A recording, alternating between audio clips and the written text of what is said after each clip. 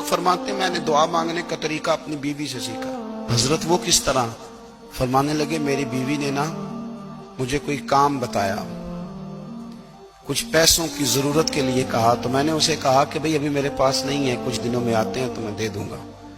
عورتوں کی عادت ہوتی ہے وہ بار بار یاد کراتی ہیں۔ 2-4 دنوں کے بعد پھر اس نے کہا حضرت وہ میں نے کہا تھا کچھ پیسے، میں نے اسے کہا کہ ابھی میرے پاس نہیں ہے، کچھ دنوں میں ملتے ہیں تو میں تمہیں دے دوں گا۔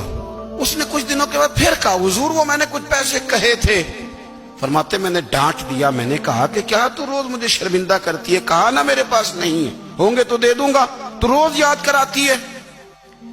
فرماتے ہیں اس نے پہلے تو میری ڈانٹ کو سہا، پھر میرے سخت جملوں نے اس کی آنکھوں میں آنسو پیدا کر دیے، پھر اس نے اپنے آنچل میں اپنے اس دکھ کو سمیٹا، اور پھر اس نے ایک جملہ کہا تو میں رو پڑا، اور مجھے اپنے رب سے مانگنے کا طریقہ آ گیا۔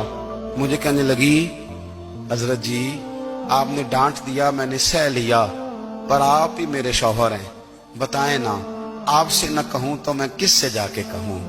فرماتے ہیں میں رو پڑا، اور میں کھل کے رویا، اور میں تڑپ کے رویا، اور پھر میری سسکیاں بند گئیں۔ تو مجھے کہنے لگی آپ کو کیا ہوا؟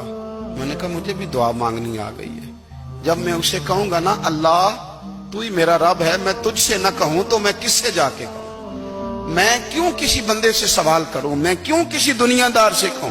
میں تیرے بندوں کا، نیک بندوں کا وسیلہ لے کے، تیرے محبوب کی غلامی لے کے تیری بارگاہ میں آئیں، تجھ سے نہ مانگوں تو کس سے مانگوں؟ سمجھ آ گئی ہے، جب میں اس رنگ میں مانگوں گا تو پھر رب میرے اوپر بڑا ہی فضل فرمائے گا۔